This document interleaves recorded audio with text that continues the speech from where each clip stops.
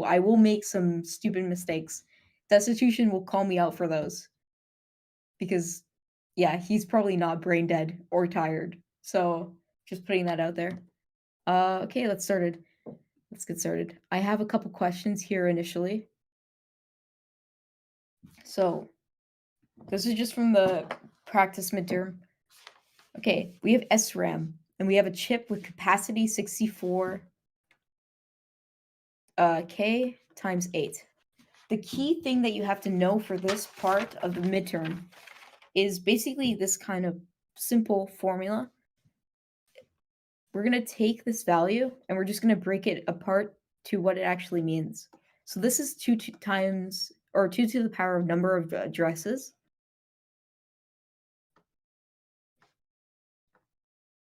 That's probably spelled wrong. Times the number of bits. Or number of data lines. Or number of functions.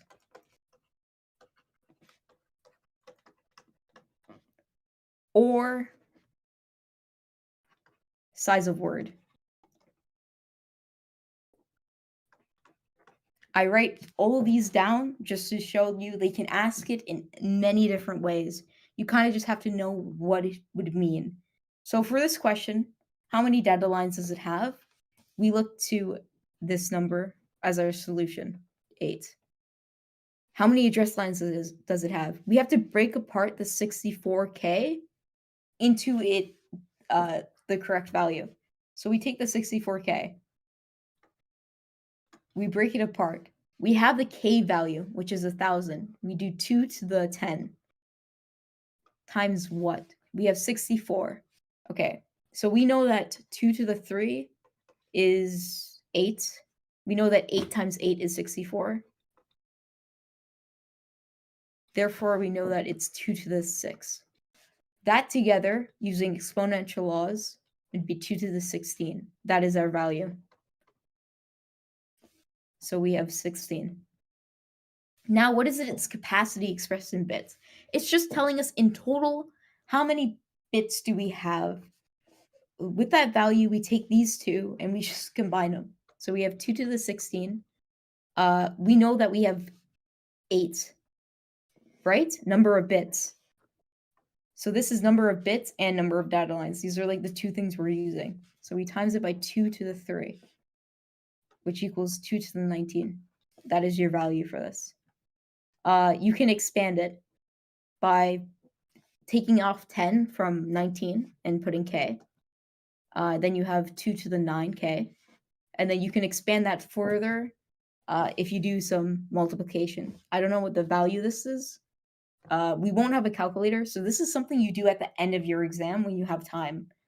I don't think it would be really necessary, but I'm not the professor, so I can't say. Is everybody comfortable with this type of question? One more thing I'll iterate before we start. We have like another sort of formula.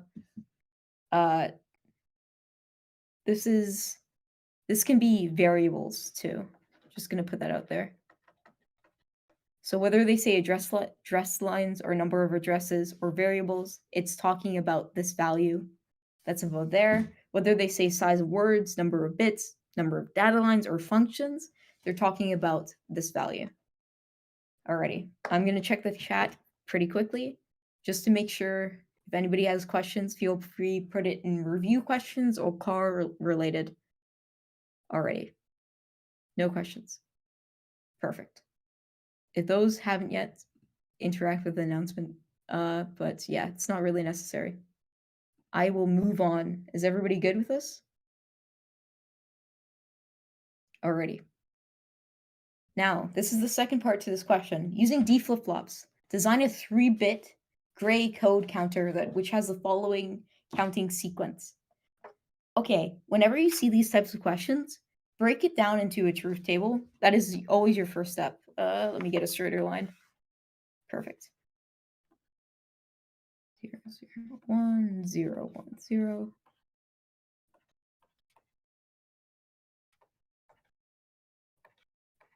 And gotta go down a little bit.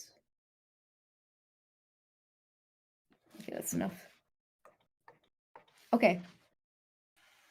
So I'm just going to name these arbitrarily Q2, Q1, Q0. And now we have, this is the present state. Let me do P. We are going to work on the next state, which is dictated by this image. So let's just start in the beginning. At 0, 0, 0, we go to 0, 0, 1. At 0, 0, 1, we go to 0, 1, 1. So you just write 0, 1, 1 right there on the next state over. This is 2t, this is q1t, this is q0t. I would recommend copying the order of the question rather than just going through it numerically, because it's slightly more confusing when you just, do it arbitrarily. To be honest, I prefer this way because it's rare to mess up if you're going through that, whether you're going through it sequentially. Like in my opinion, you can do it both ways. It doesn't matter as long as you get it filled in properly. But now we're going to work on 0, 1, 0. It goes to 1, 1, 0. We're going to go here. We're going to find the number within the list right there. It goes to 0, 1, 0. We find it in the list. It goes back to 0, 0, 0. We go to 0, 1, 0 right here. Goes to 1, 0, 0. Then we go to 1, 1, 1 right there. We go to 1, 1, 1. And then we follow 1, 1, 1. It goes to 1, 0, 1. We're using D flip-flops. And the characteristic table for like D is it's equal to T plus 1. So it's equal to the next state. You don't really have to do any weird table rules where you match it. You just copy it directly, which I will do pretty quickly, hopefully. This is 0, 1, 0, 0, 1, 1, 1, 1, 0, 1.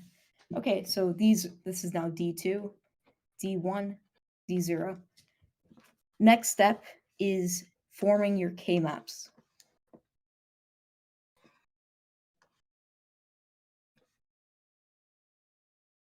We have Q2, Q1, Q0. Another important thing is make sure you always count down, or you follow like the same counting pattern that you use for the K-map and the truth table. If you follow a different pattern, you will mess up. So we got 0, 0. This is 1, 0, 0, 0. Did I mess up? 0, 0, 1, 0, 0. This is a 1, 1, 1. 0, 1, 0, 0, 0, 1, 1, 1, 1, 0. Following this list, D2 is now equal to, this is Q1, then this is Q0 prime, plus this is now Q0, and then this is Q2. Perfect. Now we do the next.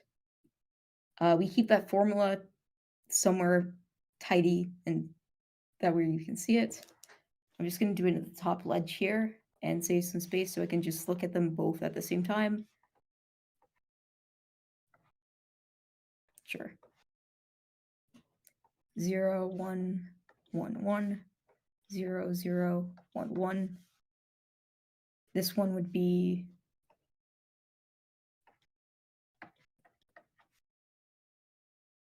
sure. We would form this as a full group, which would be, this is Q2, Q1, Q0. This would be Q1 plus, and then you would form this as one group, which would be Q2 prime, and then this would be Q. Did I copy this wrong? Oh, you added an extra 1. 1, yeah. Which is the extra ones. This is supposed to be 0. Okay, that makes sense. Because low-key, I was like, that does not seem correct. Okay. Okay, so then this would just be Q1, Q0 prime, plus this would be Q2 prime, and then this would be Q0. Okay, this is now D1, and we got to get D2. Should have saved some space. That's okay. It's 1, 1. Okay.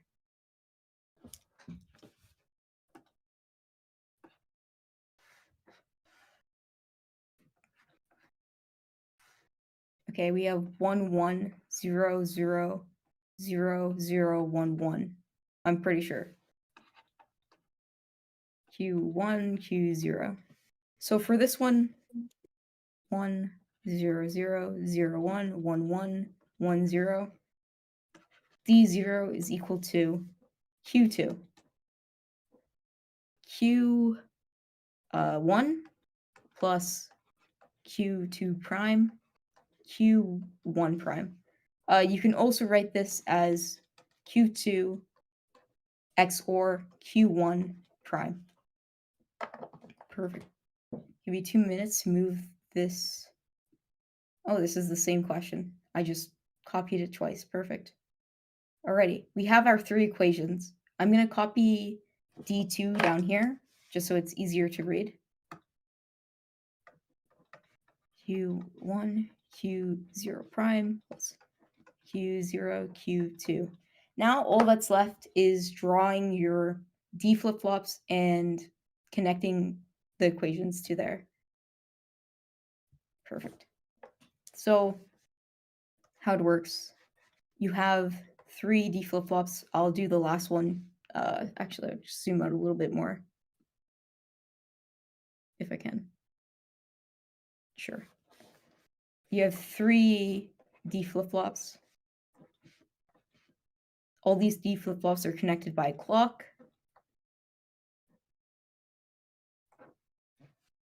Let's see, clock. You have D0, D1, D2. Outputs, Q1, Q0, sorry, Q1, Q2. With your inputs, you just follow these equations. The professor actually wants you to draw the diagrams. Just gonna do this so you kind of know what I'm gonna do, but I'm not gonna do that because it's time consuming. I'm assuming you guys all know how to do this. Speak now if you don't, because that would be a big issue. If you go to an exam and you don't know how to write a circuit or write whatever circuit, sure. Then this is Q2. You just copy those equations. 1 Q0 prime plus Q2 prime Q0. This one would be D2, which is Q1 Q0 prime plus Q0 Q2. Perfect. That question is done. Does anybody have any questions for it? Anything at all before I move on? Alrighty, checking call related. Wasn't 2 to the number? Yes. Yes, exactly. If I went up here, it's written, fuck. It's written right here. 2 to the power of number of addresses or variables. I'm just writing all the formulas together, so you only really have to know one thing. Okay. Nobody has any? Sure, what's up? Honestly, no clue. It's called a gray code counter because between each consecutive term, there is only a difference of one singular bit being changed. That is what Oh. defines a gray code counter. Thank you, Destitution. Is there something called a red code counter, or is that non-existent? Alrighty. Anyways, we can move on. Now, this is probably one of the things that is most important that we cover today. How to write a multifunction. Design a multifunction register, basically. I'm just gonna probably go through this relatively quickly. And if anybody has any questions, please feel free to shout them at me. I'm going to save some space, so I'm going to do this pretty small, or as small as I feasibly can. No change. This is I. I'm just copying it from here. It's just pretty helpful. Okay, this is Q minus 1. This is Q plus 3.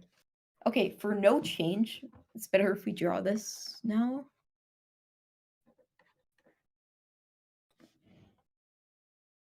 Okay, we're going to be using D flip-flops. So this is D2, D1, D0.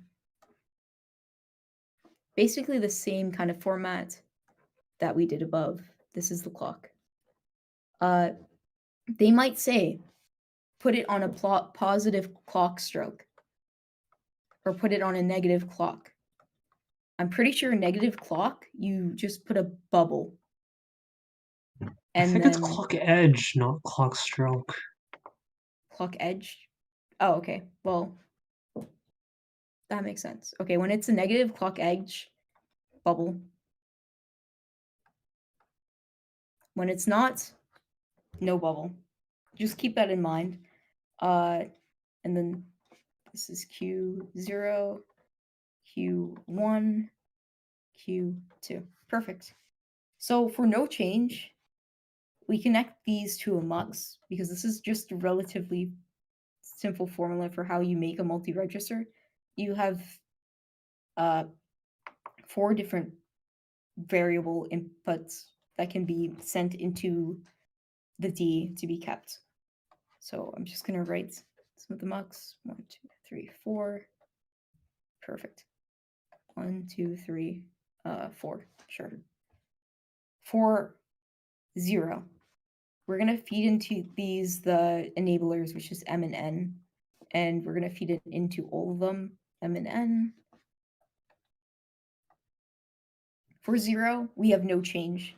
That means that the state does not change. So Q0 just remains at Q0. So we're just going to write Q0 here. We're going to write Q1 here. We're going to write Q2 here. So we feed it into the same. That means there's no change. Even if D gets loaded, it still remains the same value. Now for the input, we have a couple inputs. So Q1 or Q0 would now be input 0, and the rest will follow. Looking at this question, I don't think you should be using 4x1s. I think you should be using 2x1s and adders. I'm pretty sure it's 4x1s. I think it's easier with 2x1s and adders because addition is a pain in the ass. If you want, you can do your own solution and post it later. But I'm pretty sure using mult is like what he taught in class.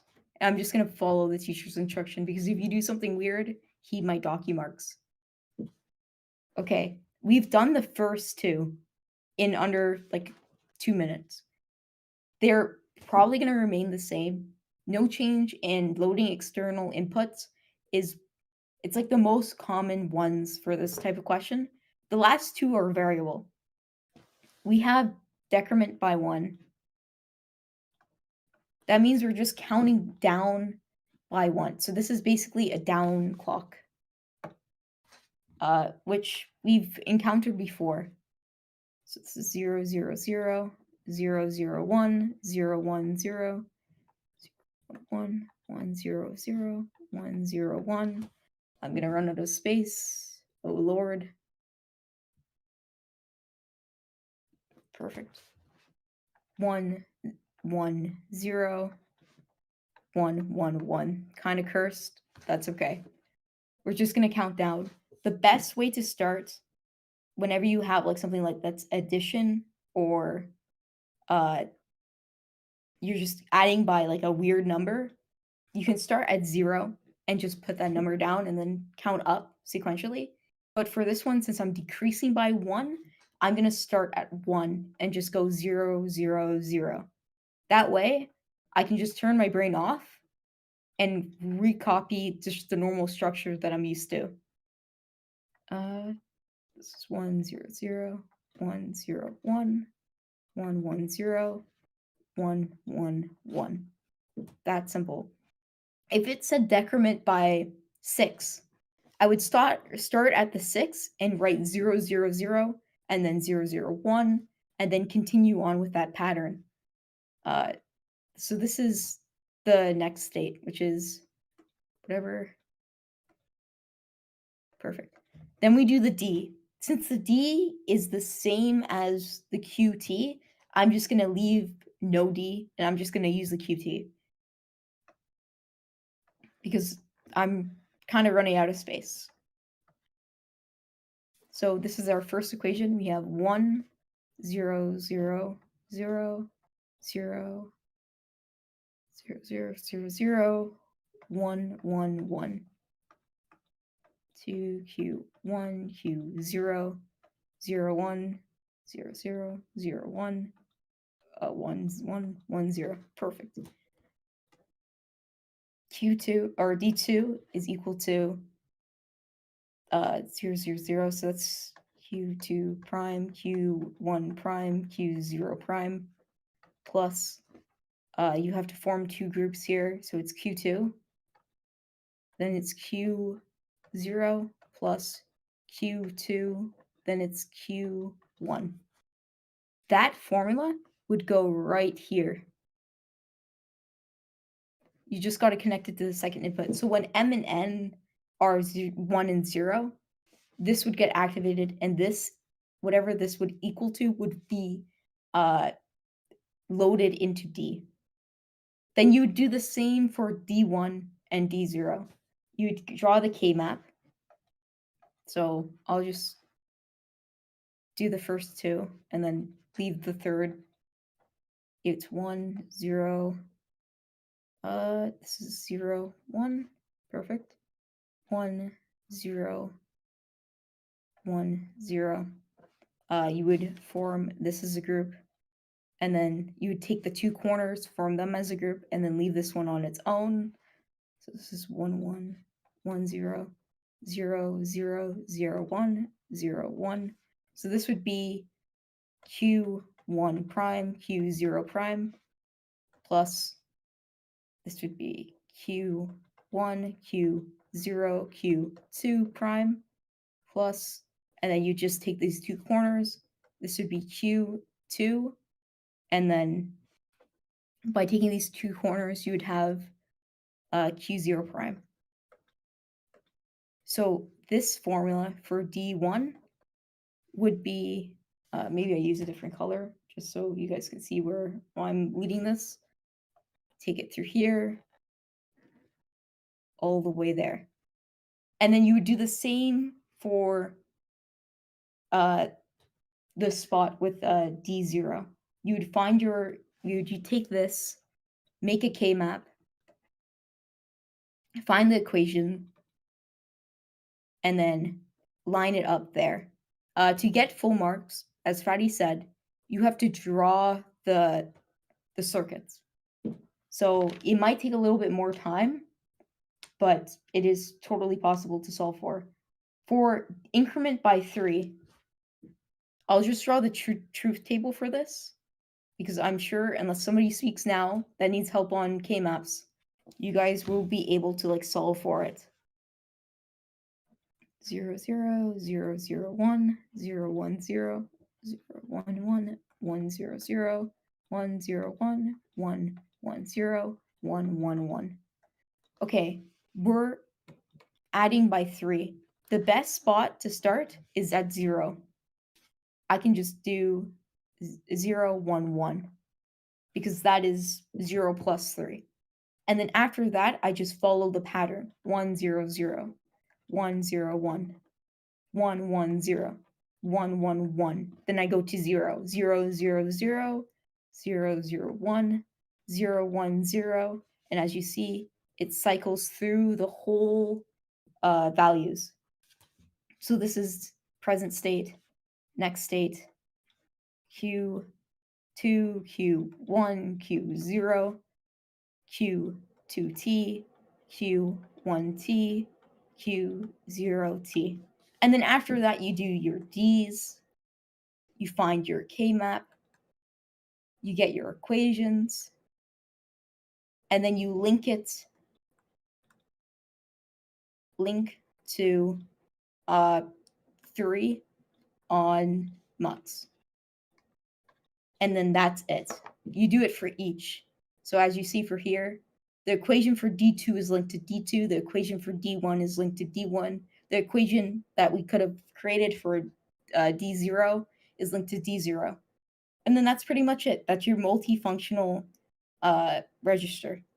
I'm going to check the chat for any questions. If you have any questions, write them down now. If you want me to go over anything, please say so now.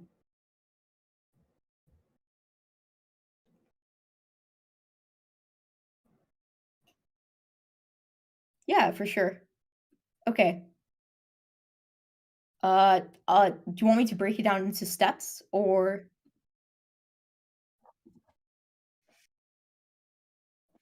Okay. So it depends on what they give us, but I can go through like the basic understanding of it. We have a D flip-flop. Flip-flops act as like a holder of an integer. So it's how we like store something.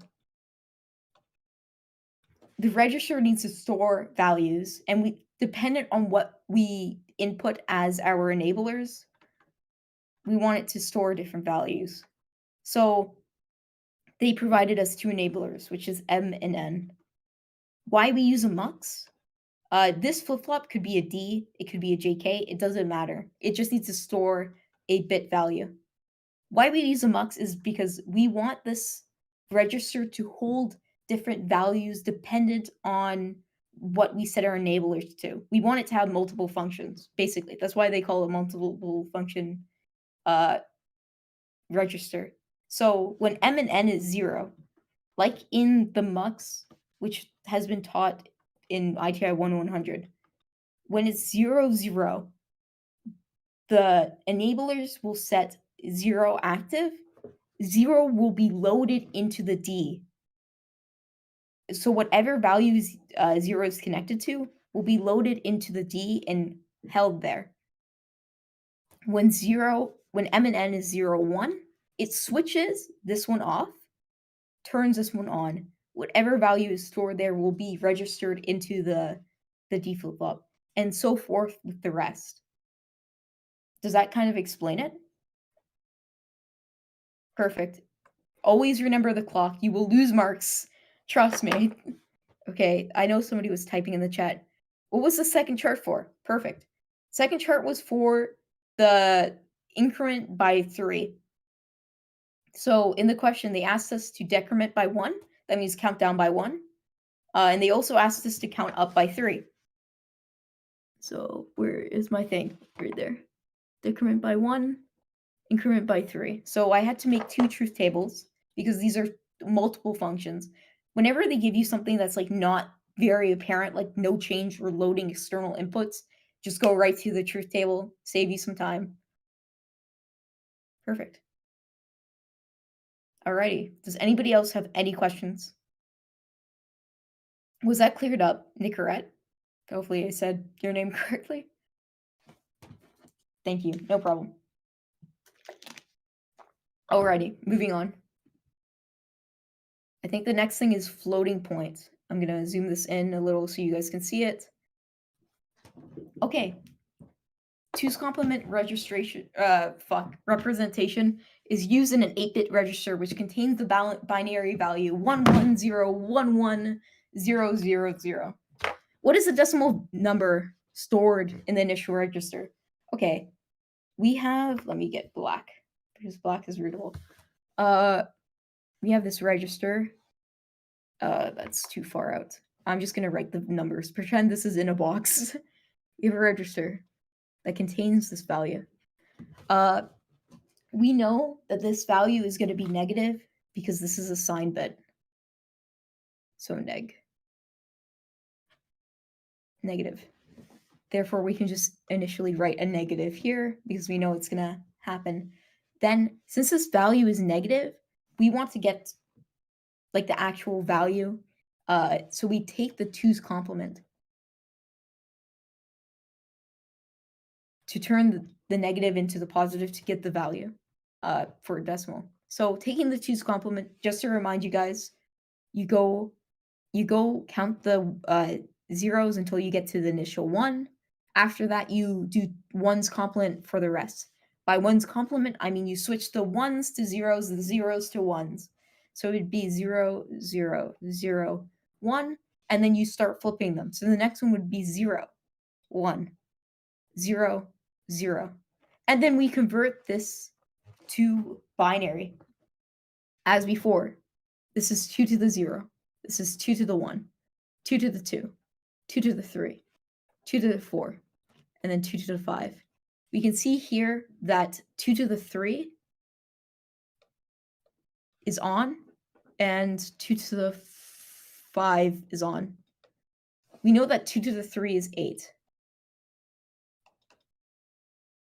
We know that 2 to the 5 is some value, 32. Yeah? Anybody? Sure? And 32 plus 8 is 40. So that is our value in that is initially stored. So this is our answer. Does that make sense for everybody? Dude, destitution, this is more complex than what I solved it for. But thanks for doing that. Somebody might appreciate your hard work. Really not that more complex. Sorry? It's not that much more complex. It's That's just that it's not labeled because That's it's all an right. actual circuit. Fair enough. The person with the question. I would assume it's always signed because it's held in a register. But, maybe you can convince a TA to actually answer that on mid-exam. Okay, what is the register value after arithmetic right shift? For arithmetic right shift, you take the sign bit and you add it to the left. Or I will visually show you right now because left and rights are fucking confusing when you're tired. So, arithmetic right shift, this is left, this is right. We're going towards the right. So we're shifting all these bits towards the right. So it'd be 0, 0, 1, 1, 0, 1. We keep the sign bit, and we take the sign bit and we duplicate it. And we add it there. So we take the sign bit, add to left. That's pretty much it. Give me the result in both binary and decimal. This is a negative value. We do the same thing as above. Negative. Then we take the 2's complement. It's 0, 0, 1, 0, 1, 0, 0, 0. What is this value? Well, it's 2 to the 3 plus, did I take this right? 0, 1.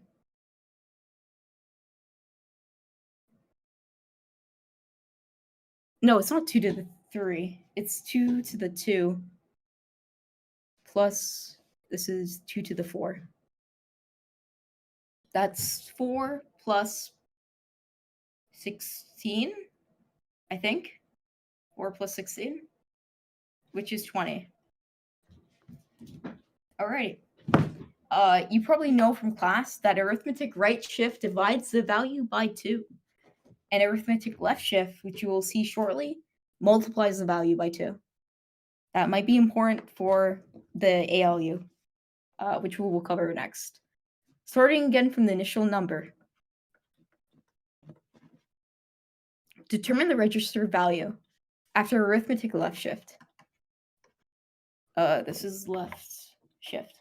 So left shift, we don't take the sign bit. Instead, we add 0 to right and shift. So we have left, we have right.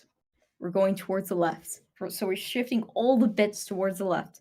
So this is 1, 0, 1, 1, 0, 0, 0, 0. What is this value? You can do this yourself. It's negative. You take the 2's complement. Same deal. Since I know that it's multiplied by 2, I'm just going to multiply 40 by 2, which was our initial value. So it's 80. He might want to see I'll just do the 2's complement and pretend I got 80 without doing the math. So we know it's negative because of this sign bit. Then we take the 2's complement, 0, 0, 0, 0, 1, 0, 1, 0. We get this value, you get negative 80. Perfect. What arithmetic operations are performed by these shifts? As we saw above, not that far above.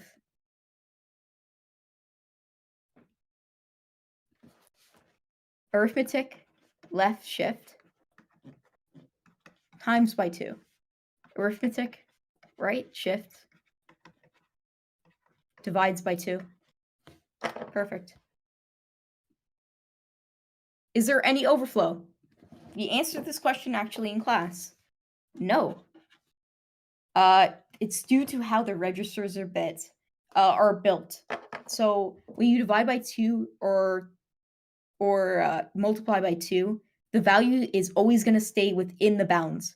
And we can calculate the bounds by doing so. We have 1, 2, 3, 4, 5, 6, 7, 8. 8, and we are using sign bits.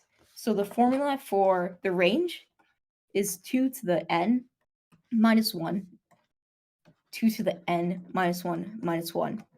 Our n is 8, so it's negative 2 to the 8 minus 1, which is 7. 2 to the 7 minus 1. And we can just talk a lot. Most likely they'll mark it correct if you just put a lot of words down.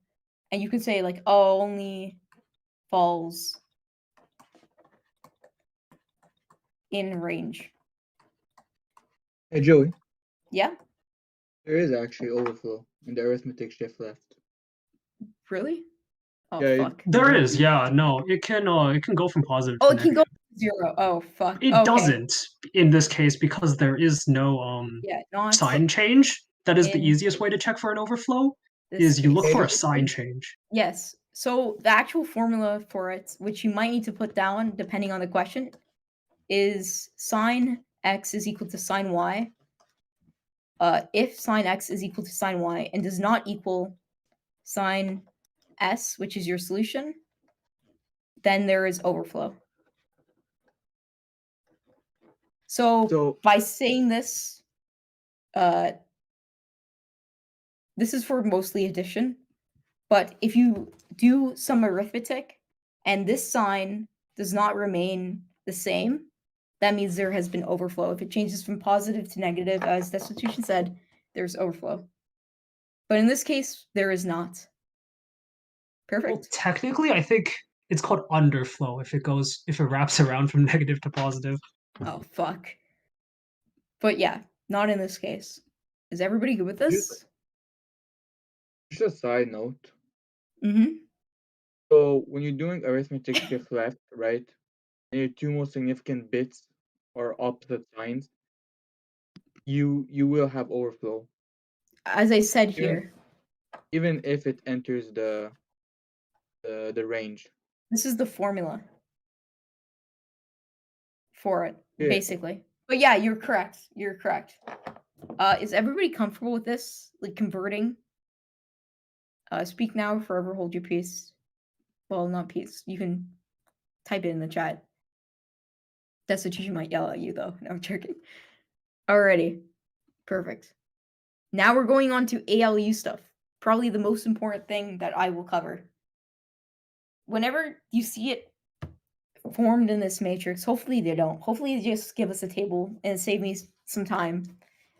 I can't read it like this. I don't know if you can. It's not in a way that I'm familiar with, so I'm going to just rewrite it. Might take me an extra minute on the exam, but I will save it in terms of getting it correct. This is 1, 0, 1, 1, 1, 0, and then underneath it is 1, Here, let me zoom out just a tiny bit. Or that's better. 1, 1, 1. This is our f. We go a plus b.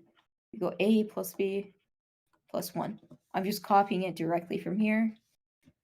We have a plus b prime, a minus b, a plus 1, a minus 1, a complement plus 1. Perfect. All you have to do is break it down into its parts. And while you're doing this, you want to try to force a relationship because the full adder takes 3 inputs. So no matter what you need to do, you need to force 3 additions within this whole like table. So you can do it as so. A plus B would be A2, A1, A0 plus B2, B1, B0 plus 0. And then the next one, you just do the same, A2, A1, A0 plus B2, B1, B0 plus 1. Okay, once you established your first 2, you want the rest to follow kind of the same relationship. 0, 1, 0, 1. So the same thing as Z. So you kind of have to force it sometimes. Sometimes they give you weird equations, and you have to just either add 1 and then subtract, or minus 1 and just try to force it. I'll give you some more examples near the end on how various ways you can do that, but let's just continue forward. A2, A1, A0. Now we're just adding to the complement. B1 prime, B0 prime plus 0, and then minus. So if you take the complement, 1's complement, and you add 1, it's the 2's complement, which is a relationship we kind of learned in first year, but we delved deeper into this year. 2's complement is negative. So whenever you have like a minus, b minus 1, you always want to try to take the 2's complement because that's how you subtract. So 2, a1, a0. That's why we do the prime on the b's and we add the 1 at the end. Therefore, this turns it to negative b. Then we have just a0 plus 0, 0, 0 plus 0. And then we have a plus 1, which is just the regular copy the same from above, plus 1. Okay, now we have a minus 1. Like I said before, whenever you see a minus, you want to kind of take the 2's complement. 1 is as follows, 0, 0, 1. Taking the 2's complement of this, we go to the first one, and then we do 1's complement for the rest by switching the zeros to the 1s. So it'd be 1, 1, 1. So instead of, here, let me just do this. The first part, instead of minus 1, we're going to add it by the 2's complement, which is 1, 1, 1 plus 0. So we still keep that relationship with the z. Okay, now we have a prime, so a2 prime, a1 prime, a0 prime plus 1 plus 0, 0, 0 plus 1. Okay, you might be thinking to yourself, usually when you do this type of equation, these two always match in terms of x and y. Or I'll use different variables since x and y is used there. P and Q. They're always matched. But for here, you can see there's a little difference. We will solve that when we draw it out. So let's just work on the first two. I'm going to draw the general layout for how you would answer this question. And then I'll show you what happens when you have like a weird ending or a weird equation that you have to kind of draw or account for. So I'm going to switch to black again. So it's the same thing. We have the flip-flops, pretty sure. I might be misremembering, but I'm sure we just keep it with D. I'm hoping somebody corrects me because I'm used to writing D, so I might be mixing it up with another thing. We have the clock, which is down there. Let me just put this down a little. Perfect. And we connect this I to think a it's full adders. Oh, full adder. Thank you. Oh my god. I knew it. I was okay. Full adder. Whoever that was, thank you so much. Everybody else was just watching me fail. I'm joking. Totally joking. Okay. Full adders. I don't think full adders take a clock. Okay. I was just writing these. I'm gonna start over. And hopefully maybe draw it neater. Full adder. He does this symbol for the full adder. They're interchangeable. As long as they know what you're drawing, you're good. Perfect. And then this is the output. For the full adders, we have a C out, which leads to the next full adder, which goes into the C in, just to let that be known. And as we say here, this follows the relationship of Z, because Z goes 0, 1, 0, 1. This goes 0, 1, 0, 1. So we're going to feed for C in, we're going to feed in Z. Perfect. Now we're just working on the two other inputs. So we're going to have two muxes for each of these, because depending on what the values of X and Y are, we're going to add together two different things. So I'm just going to do the first couple. So this will be relatively simple. So this is a mux. We feed in here. We're going to feed in all of them, X and Y. Okay, we're going to work on P first. Let's just say this is P, this is Q. Doesn't really matter. You don't really have to name them. I'm just writing it so people looking this over will kind of know what I'm talking about. This is A. Okay, I'll just say this is Q0, Q1, Q2. This is A0, right? Because these two are A0s. These two are A0s. These two are A0s. And the second one is weird because it can be A0 or it can be A0 prime. Whenever you have something that's different, try to see what you can relate it to on this side. So I'm just going to highlight this one as being different. And I'm going to just put this there. A0 and then A0 prime. Well, what relationship does that follow? If you look across the table, whenever Z is 0, we go with A0. Whenever Z is 1, we go with A1 or A0 prime. So we're going to actually, instead of connecting this to a single value, we're going to connect it to a 2x1 mux. And we're going to feed in Z. We're going to connect A0 and A1. That way, when Z is 0, it will take the value of A0 and put it into the full adder to add. So it will follow this part. But when Z is 1, it will take the value of A0 prime and it will feed that in instead. And then it's going to be the same type of thing for the rest. But now let's focus on Q. Okay, Q is relatively simple. We have B0. Two B0s up here. You can't really see my my thing, but let me just, perfect. We have B0s here, so we're gonna write B0. We have B0 primes here, so we're gonna write B0 prime. We have zeros here, so we're gonna write 0. And then we have 1s and 0s. The second you see two different values, you go to the table and you find the relationship to another value. See what you can do to switch them. So you can see it's 1, 1, 1 when Z is 0. 0, 0, 0 when Z is 1.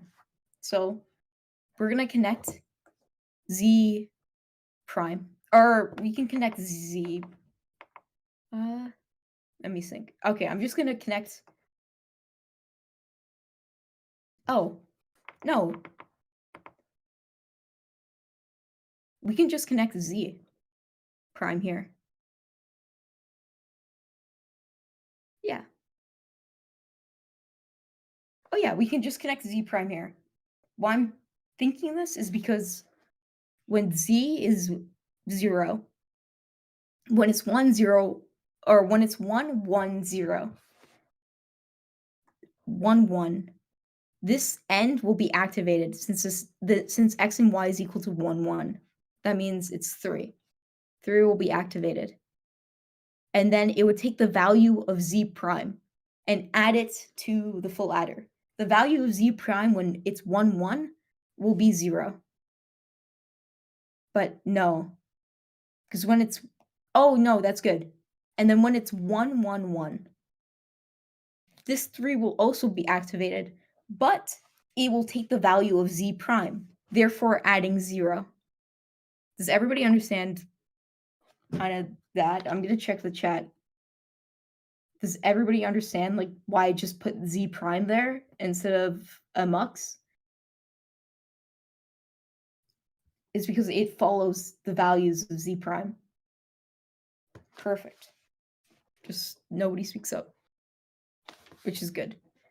And then you do the same thing here, but for A1, you put A1, A1, A1.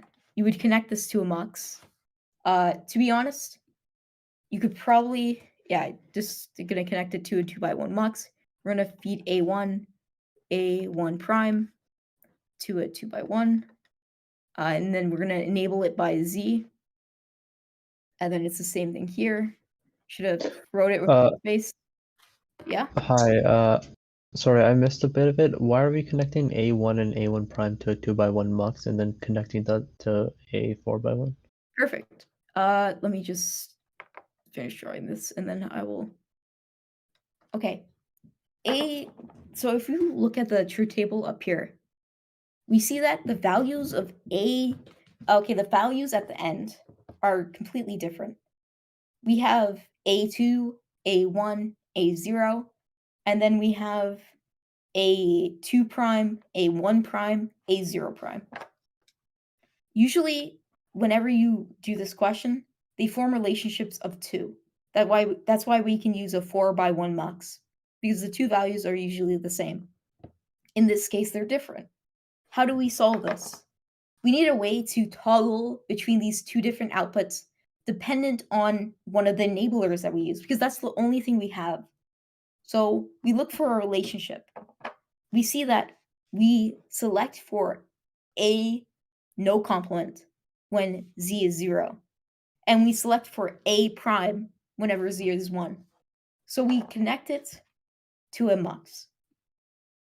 Another mux connected to that input, and we connect it to z again. So when z is 0, it would take A. When z is 1, it will take A prime.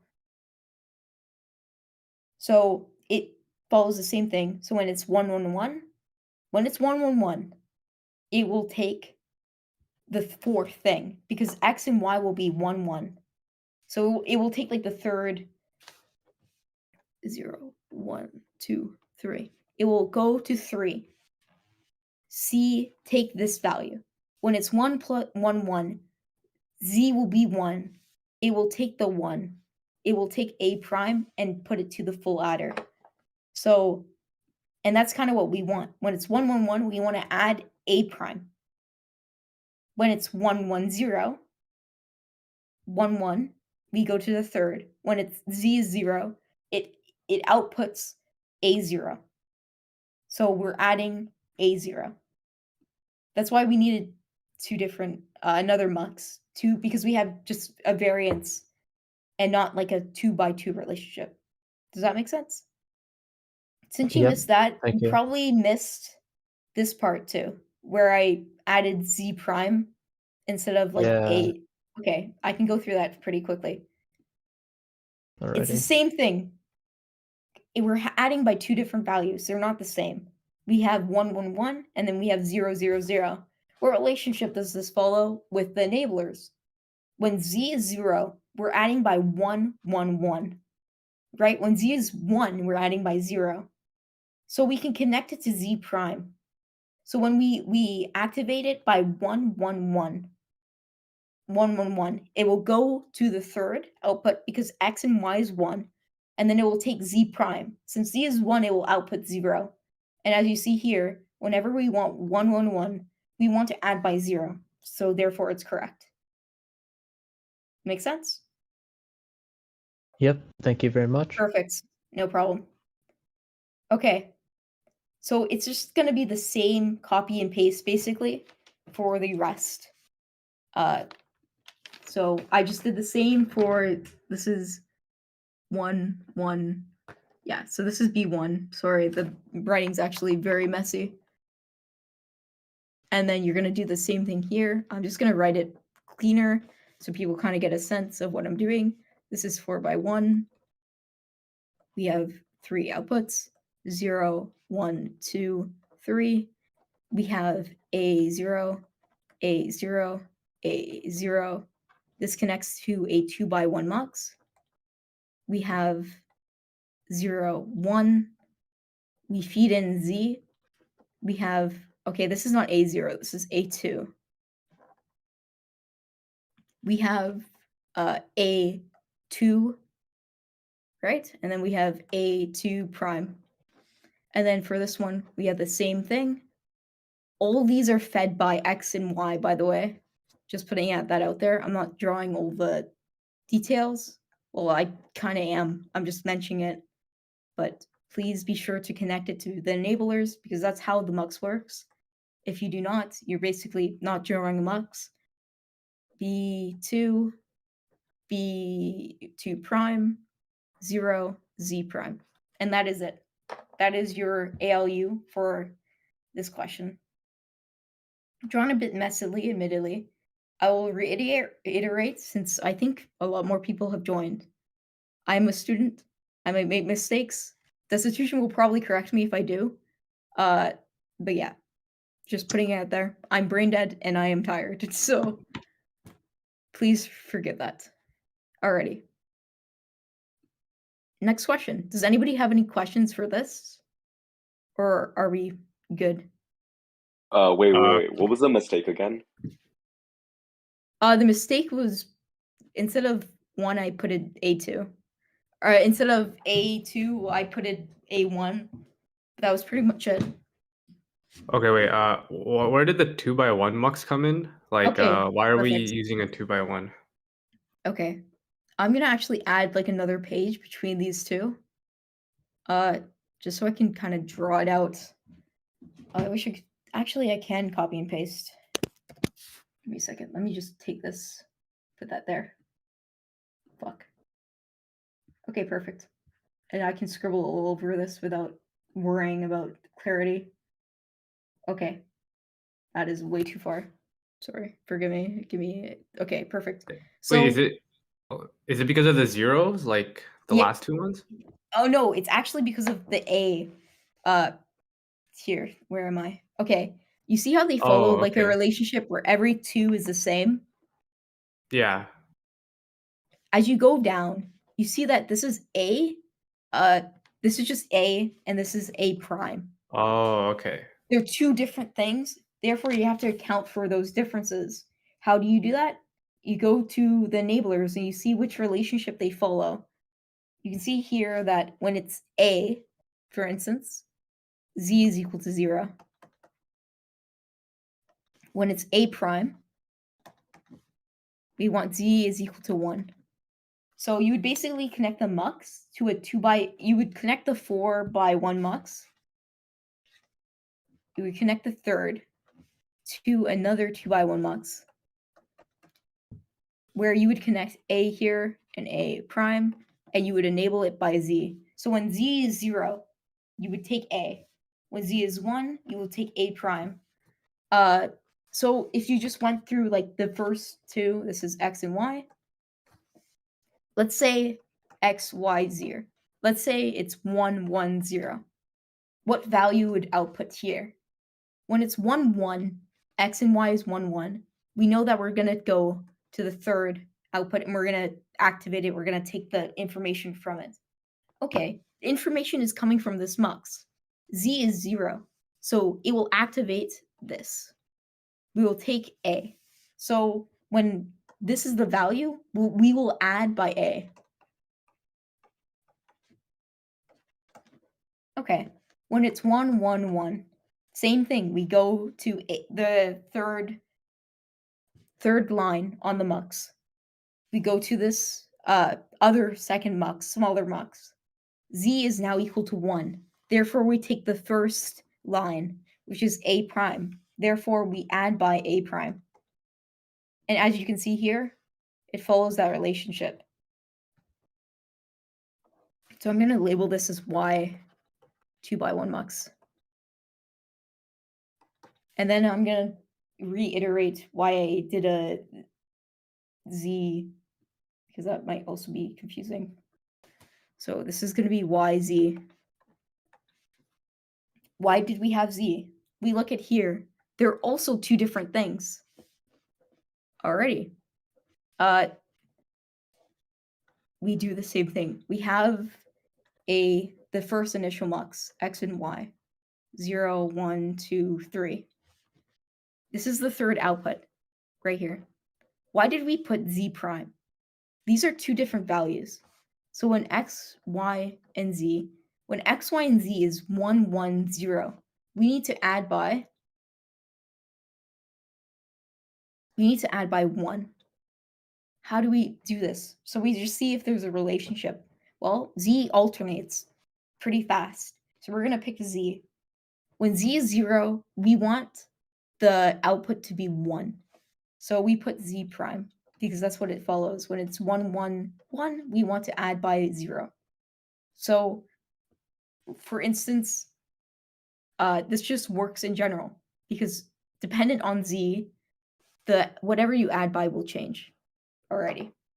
Does everybody understand that?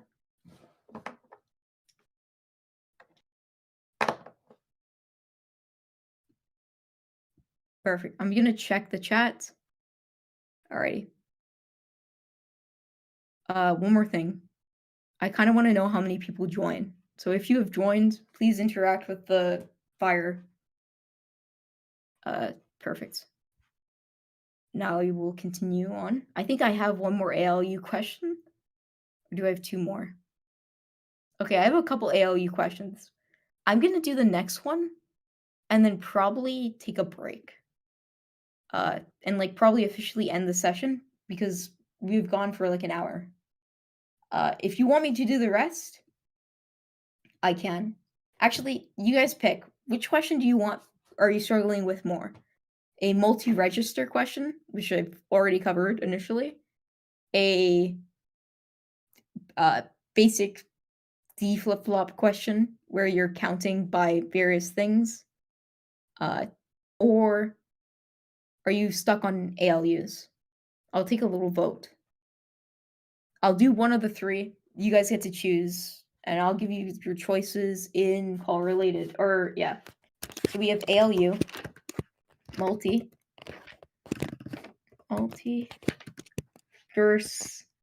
ALU multiverse flip-flop. So start voting. Damn. ALU sweeping. Oh, shit.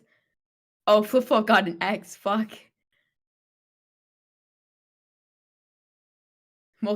Damn. Can you do these, please? That's a multi, so vote for the multi and hope you win. Oh no, that's like the ALU. So vote for ALU question. And then you guys can pick between the one I have on my page and this one. Oh, this is one with the ALU and the logic unit. Charlie. I don't know why that happened, but sure. Okay. An voting- ALU has a logic unit. No. What do you think the L in ALU stands for? Dude.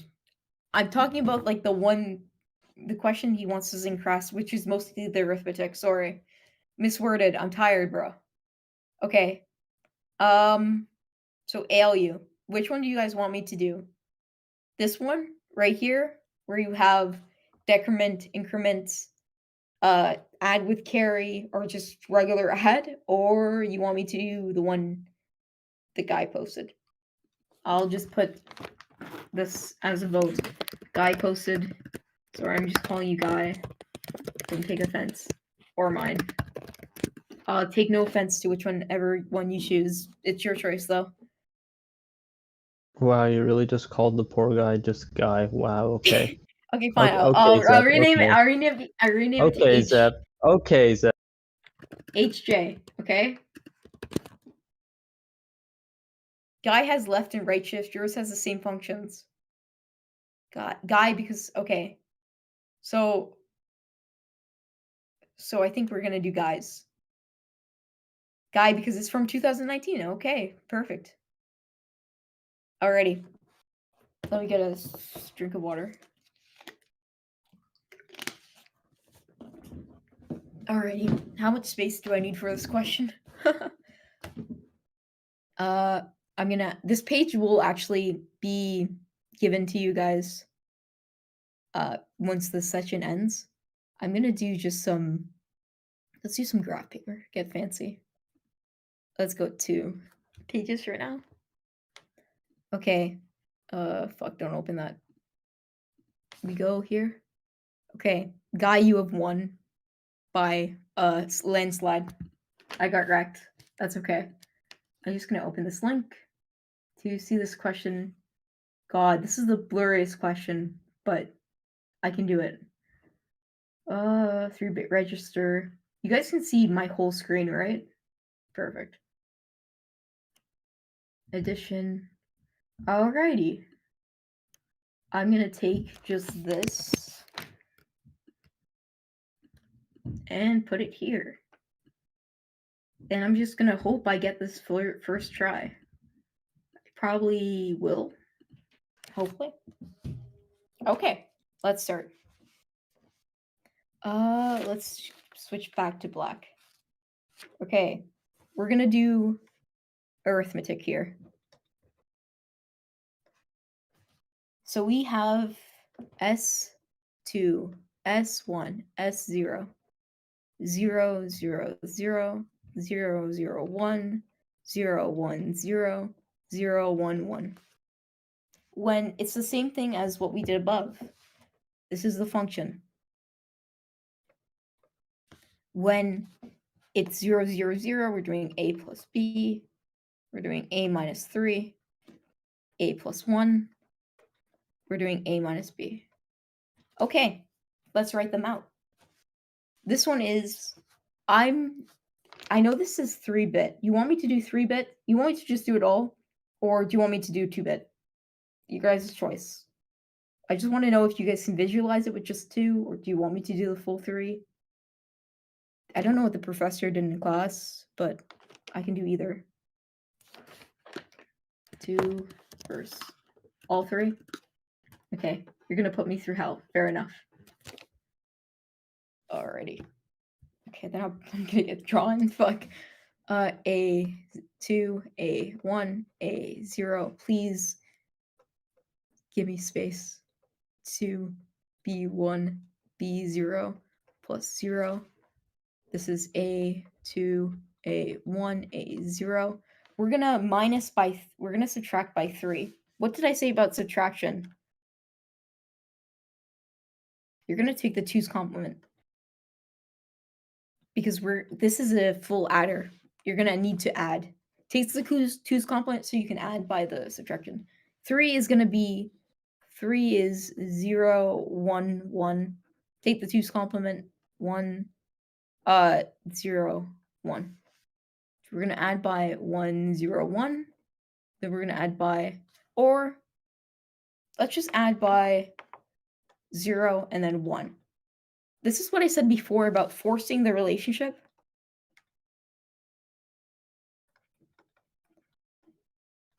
Forcing the relationship with z.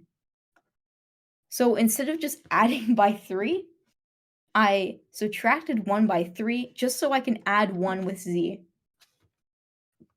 Sometimes you're going to have subtracted by 4, and you will have to instead subtract by 3 so you can add 1 with z. Or in the other case, you need to force a 0, you would add by 2 or subtract by 2 instead of subtract by 3. Just depends on your question.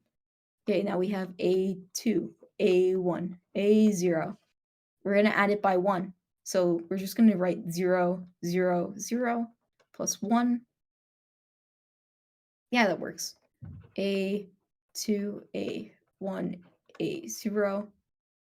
We're going to add it with, or subtract it with B. So it's plus B1 or B2 prime, B1 prime, B0 prime. And with subtraction, you take the 2's comp, or you take the 1's complement, or 1's comp, and you add 1. That's why we take B prime and we add 1. Did I do this? Actually, I'm gonna write this as, I kind of want to force a 2-2 and then 1-1 relationship. So I'm gonna think about how I should write this. Let's just keep this as what I had it before with the 3, and let's instead add 0. That way it's 0, 0, 1, 1. Yeah. Because I kind of want there to be 2 values of the same z. Okay. Or not z. I say z because that's like the generic example in my head. But we're adding by 0, 0 and 1, 1. What relationship does this follow to the truth table? Well, we can see here, when we want to add by 0, we take S1. When we want to add by 1, S1 is usually 1. When we want to add by 0, S1 is 0. So we're going to take S1 into our full adder. So this is just going to be, we're going to have 3 full adders. I'm going to write it both ways the teacher does. You can choose which one you do. I'm personally going to write FA because that is how I kind of learned it. I'll just do 1 for now, just in case. Okay, we're going to add S1. This is, yeah, S1 into the full adder. We're going to do a mux. Let's just do what I usually do, which is a 4x1 mux. 0, 1, 2, 3. Perfect. So we see what we have to do. When it's, and then we're going to feed here. Since we took S1, we should probably feed in. Do we still feed in S1 and S0? Let's see. 0, 0, 0, 1. Yes, we do. S1, S0. We feed it into here because they alternate and they go to 4. So when it's 0, 0, we want to add by A for this one. So we do A0.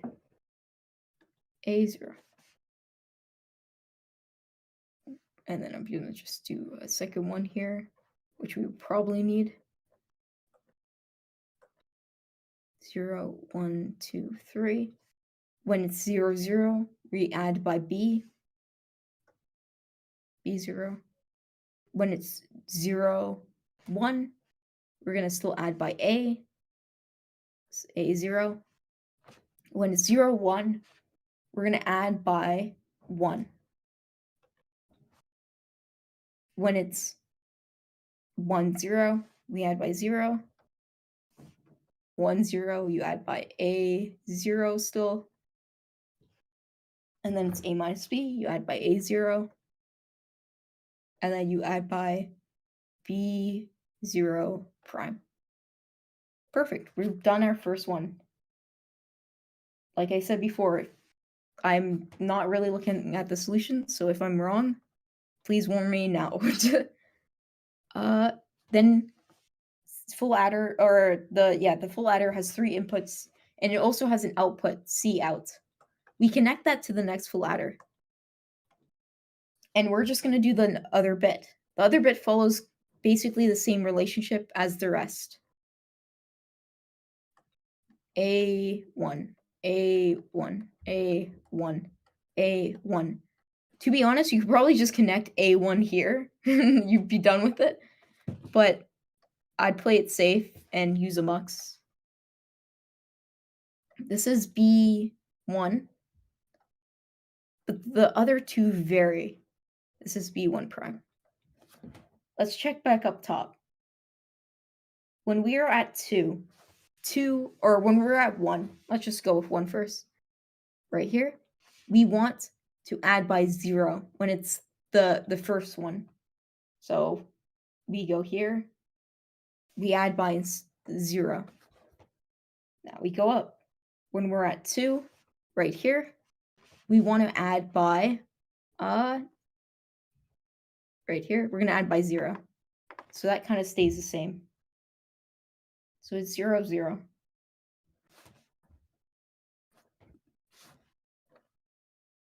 Okay, we go ahead. This is Q1. This is Q0. Wow, look at how neat this one is. This is Q2. Okay, maybe I'm jinxing myself. Or maybe because I'm using a full page. We have the mux again. This is just going to be A2. Now we have the other mux. These mux are fed by, which I should probably clarify. All of these are fed by S1, S0. So it's going to be S1, S0, S1, S0. Make sure you connect them.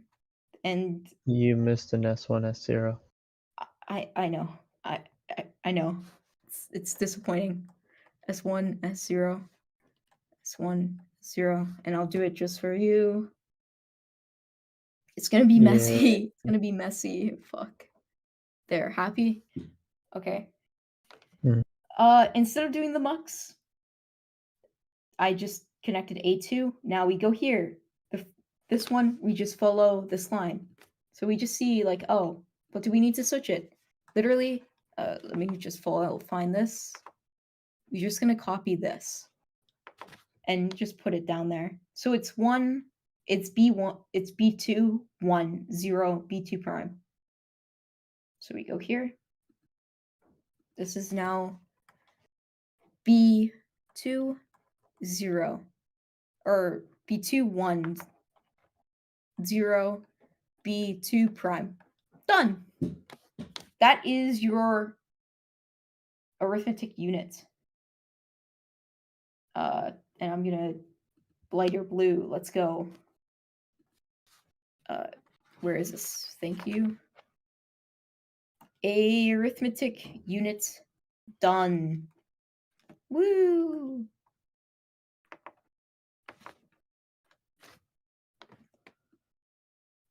Now we're going on to the logical unit.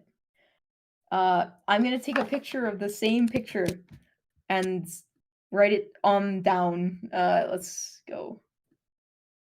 Hopefully it doesn't disappear by the time. Okay, we're good. Wait, quick question. Sure. How come S1 is the Fuck. input for the full adders in S? Was it? We can just scroll back up a bit. I'll go Okay. over it. I'll go over it. Just let me organize this so I don't have to take a screenshot again. Okay, perfect. Yeah. So for Oh. S1, yeah, just question was like, why is Yeah, S1 the input and then S1, S0 inputs for the Okay, multiplexer? perfect. Good question, because this is actually pretty important. You kind of have to understand the system. Okay, we're gonna try to force this relationship right there. We're gonna see which value it corresponds to between all the enablers.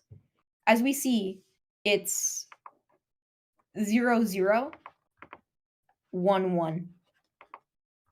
If we look across at this table, the only one that could possibly follow this relationship is S1. Because it goes 0, 0, 1, 1. If it was alternating, we'd go with S0. Sorry. If it was just 0 or just straight 1, you'd go with S2. But since it's 2 and 2, we go with S1. That's why we add S1 here, because we're adding by 0, 0, and 1, 1. For these inputs, we kind of have to force it to go from 1, 2, 3, 4 in binary. The only two that do that is S1 and S0. Because you see here 0, 1, 2, 3.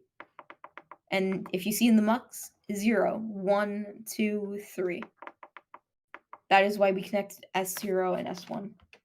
Is that satisfying answer? Kind of? Yeah, makes sense. Thanks. No problem. Okay, we're going down slowly. And we're gonna do this thing, which I haven't practiced at all. So we're gonna play it by ear. We have 1, 0, 0, 1, 0, 1, 1, 1, 0, 1, 1, 1. Sorry, I got a cough. Whew. Let me drink some water. Give me 1 second. Ah, perfect. We have S2, S1, S0. Okay, for this one, we have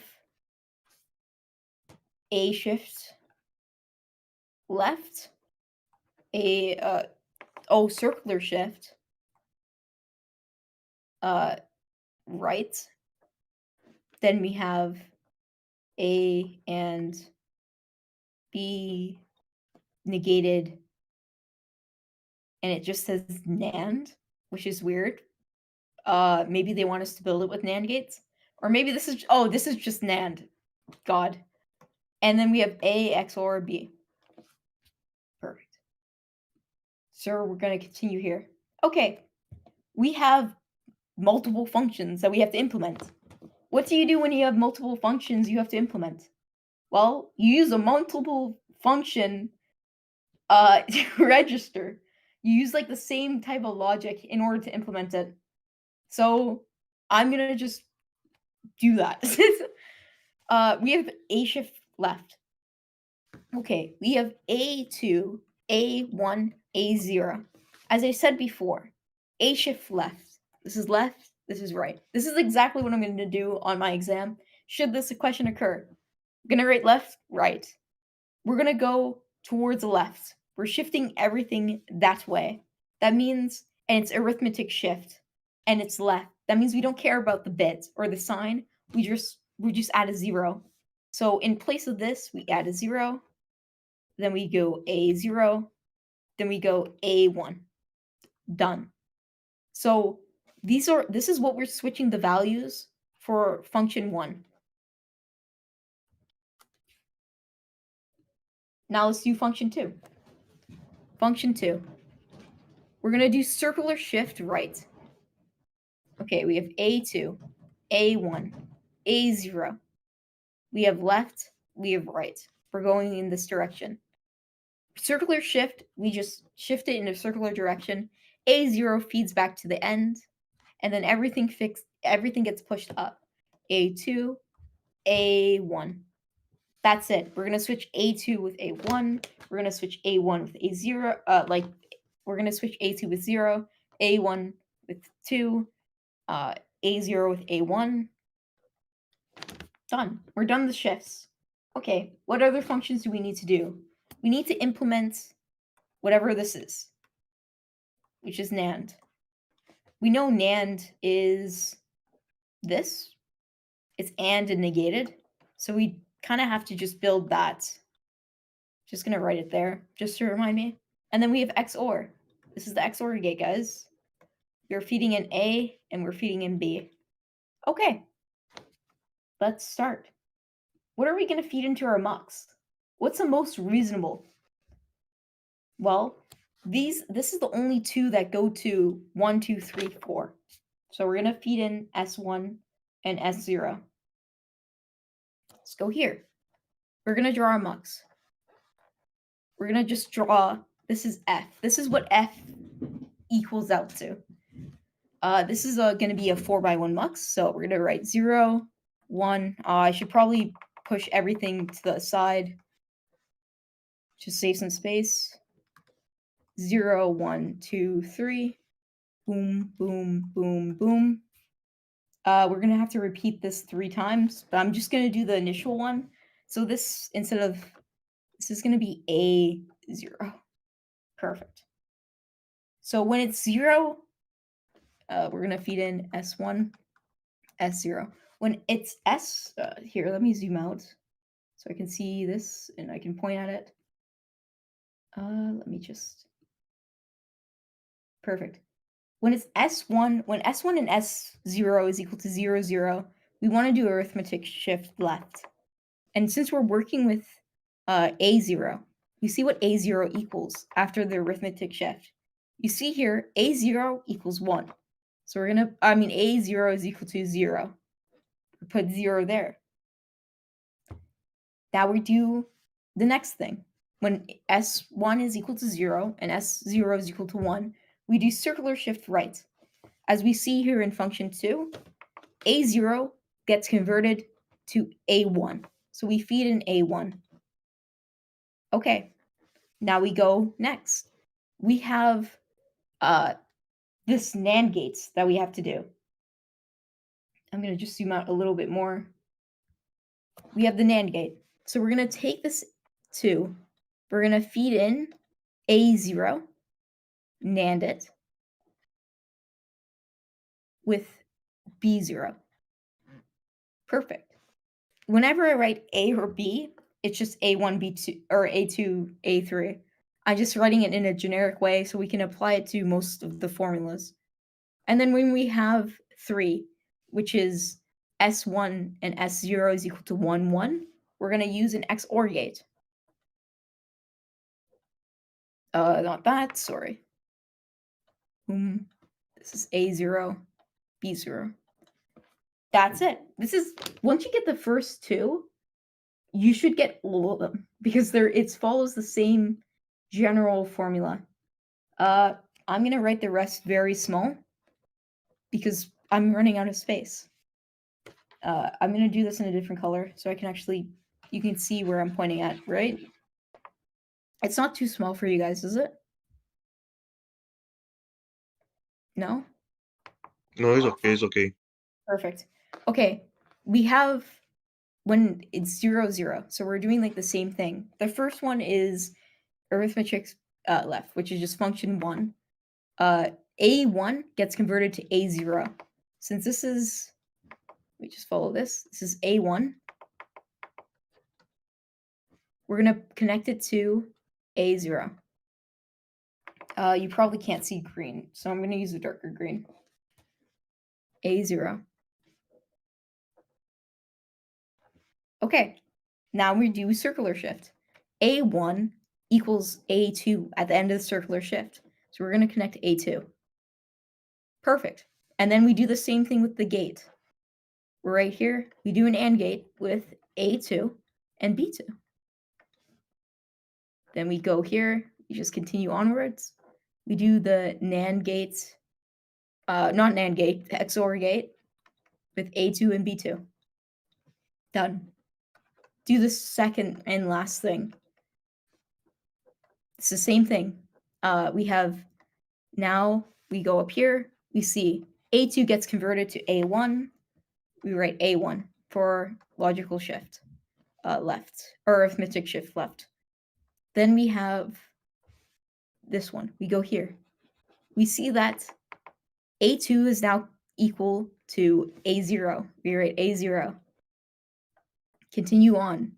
We do the NAND gate between A2 and B2. And then we do the XOR gate between A2 and B2. Fuck. Done. Imagine that. We have the logical unit done. Fuck. Logical unit done. Woo! Wait, Joey, I have a question. Sure. So is that a logical unit or LSU? So is a logic shift. It's probably whatever the question asks for, to be honest. I'm guessing it's the logical unit. Wow. I think it But- has the shift, right? It has a shift. Yeah. So Yeah. I'm just gonna I think it's continue. just an LSU. Okay, both it of might be them. LSU. I'm probably a little confused. Is somebody still recording Yeah, but there's not gonna be any volume in the audio? recording. Okay. Yeah. I think the person. Oh, yay! Was recording the mouse dude at the bottom of my screen. Oh So yay. I think perfect. Yay. We're almost done. So after this, you can find a way to send it to me or post it in the chat. Doesn't matter. Okay. I'm gonna group this up. We have, because I'm thinking the question asks us to connect it. I don't know if it does, but I'm gonna connect it anyways because why not? Hopefully, if I remember how. So the AU, imagine this is now a square, and inside of it is AU. Okay. I'm gonna change colors just so we can see clearly. Okay, this is now converted into a square, which is called LU. Perfect. Or like 1 unit is. So we're going to connect the AU to the LU to make the ALU. Okay, we have the LU. Or fuck. We have the AU. Wait, I said I was going to use different colors. I lied. We have the AU, okay? And we're going to connect this to, I think a 2. Here, let me just redraw this and think for a minute because low-key I don't remember. Sure. Okay. What happens when these switch? We switch from the logical to arithmetic dependent on S2. S2 is equal to 0 for the arithmetic. S2 is equal to 1 for the logic. So what do? We have a 2 by 1 mux. We connect it to S2. When S2 is equal to 1, we go to the arithmetic unit. When S2 is equal to 1, sorry. When it was equal to 0, we go to arithmetic unit. When it's 1, we go to the logical unit. I know in class, he had like 2 by 2 muxes connected to a 2 by 2 mux. I think it's for another unit that I have not done yet. But I'm pretty sure, just given the AU and the LU that this question is giving me, this would be the answer. So we have a bunch of wires here. This is just like a general component. It would be connected like this. If they ask me to connect them all on the midterm, I'm going to do it like this. I'm going to be like, okay, imagine this is the AU, imagine this is the LU. This is how you do it. Because I'm not redrawing this for nobody, okay? This is going to be a lot of work. But yeah, does that make sense? Anybody have any questions? Hey, Joey? Apparently, for that, marks will get cut off. Wow, that's dumb. For which one again? Which one?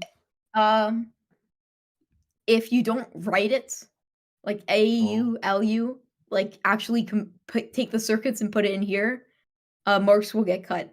By the way, I'm just gonna put it out here. This is for 1 unit. Or like 1 bit. I'm pretty sure. So this would be like F1 or like F0. Right? And then you would have the second one, the same thing, F2. What we're connecting here, which I'll just iterate before I get questions about this. This AU part, let me just go here. This AU is actually just this. Just this. This is what's feeding into it.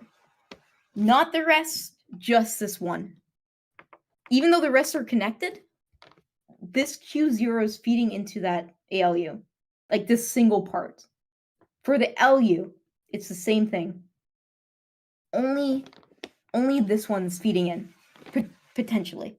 You would have to do 3 of these in order to get the full, like, picture. I'm pretty sure, if I'm remembering this correctly. I got it right. It asked for logic and shift. Let's fucking go. Guys, are we switching to daily light savings? Does the midterm time change? Oh my god, is daylight savings the same day? Please tell me no.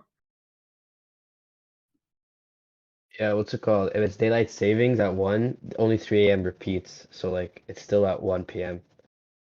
Okay, but do we get an extra hour or do I have to wake up Yeah, we get an earlier? extra hour of sleep. Oh, thank Christ! Oh god, let's let's go! go. Easy. Okay, thanks for telling me Biggest that. W all week. True. Okay, anybody have any other questions? For the final product, so Yes. would you just have 3 2x1 muxes with the correct AU and LU components putting in Yes. S2 as a control for each one of them, and then it's just F0, F1, F2? Yep. All right, Well, it's fantastic. not really F0, F1, F2. I'm just writing it as like to differ them. You could put Q0, Q1, Q2, whatever. Doesn't matter.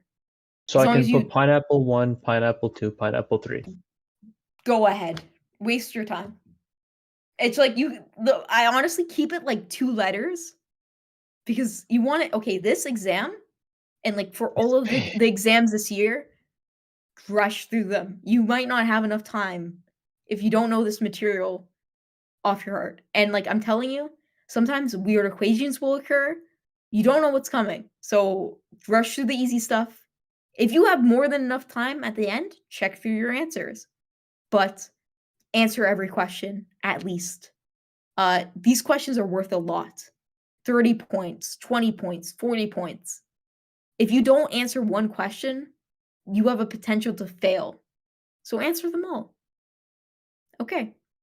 Is I'm this sure a you- 3-hour midterm? Or a 1.5 hour midterm? I think it's regular I believe time. it's 120. Yeah. Oh, that's bullshit. Don't I worry. think our CSI one is the 3-hour one then. Because No, I it's swear one not. of them's 3 hours. What? I They're swear both one of 1 them was hour and a 3 half. hours. Alrighty.